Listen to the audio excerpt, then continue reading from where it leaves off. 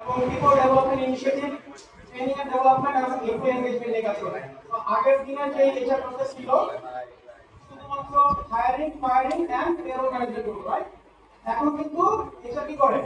People higher করার পর onboarding করে, গুড এক্সপেরিয়েন্স এনশিওর করে এবং প্রপার চ্যানেলে পিপলটা ডেভেলপ করে রাইট প্লেসে রাইট ক্যান্ডিডেটকে প্লেস করে, রাইট?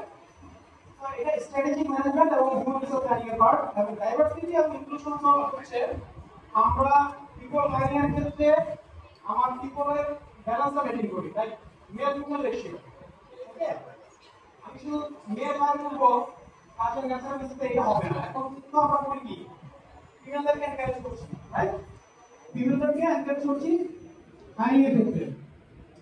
আমরা যদি চিন্তা করি ক্ষুদ্র ইন্ডাস্ট্রি যারা আছেন অন্য ডাইভার্সিটি এরিয়াগুলিতে, আমরা যদি রিলিজিয়ান চিন্তা করি হিন্দু বৌদ্ধ মুসলিম, এই ক্যাটাগরিটা আমরা একটু ব্যালেন্স করার চেষ্টা করছি, ঠিক আছে? এটাকে বলা হয় ডাইভার্সিটি ইনক্লুশন এবং ইকুয়ালিটিটা এনশিওর করছি, ইকুয়ালিটিটা এনশিওর করছি at the same time.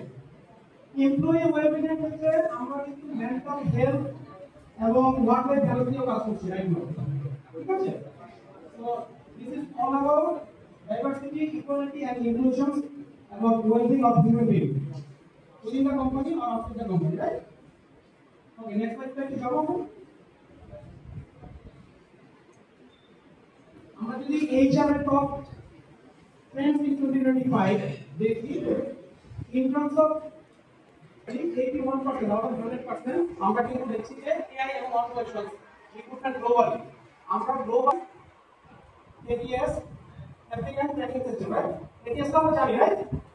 applicant tracking system CV গুলি যে আমরা লটস অফ CV পড়ে আমাদের, তো CV গুলি আমরা অটোমেশনের মাধ্যমে অটোমাইজেশনের মাধ্যমে সর্ট আউট করছি। এখন কিন্তু ম্যানুয়াল প্রসেস আছে, কিন্তু সঠিক হবে না।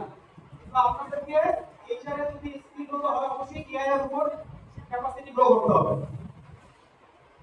এরপরে যদি আমরা স্কিললেস হায়ারিং এর ক্ষেত্রে অলমোস্ট 63% আউট অফ 100%, লাইক আপনার HR বেসিক নলেজ আছে কিনা, HR ফাংশন সম্পর্কে জানেন কিনা, আপনার সেই স্কিল সেট আছে কিনা HR ফাংশন রান করার জন্য, এগুলো আমরা খেয়াল করি। নেক্সট পজিশন এই ট্রেন্ডে আমরা এটা খেয়াল করব। আমরা ফ্রিল্যান্সার সম্পর্কে জানি, রাইট? ফ্রিল্যান্সার সম্পর্কে জানি তো। এখন কিন্তু গ্লোবাল মার্কেটে বাংলাদেশের অনেকেই ফ্রিল্যান্সার হিসেবে HR এ কাজ করছে, বুঝতে পারছেন? তো এই যে 30.4% এর যে রেশিওটা, এটা বেসিক্যালি রিমোট এবং হাইব্রিড ওয়ার্ক প্রসেসের মাধ্যমে করছে। এটা বাংলাদেশ থেকেও সম্ভব, বাট মেইনলি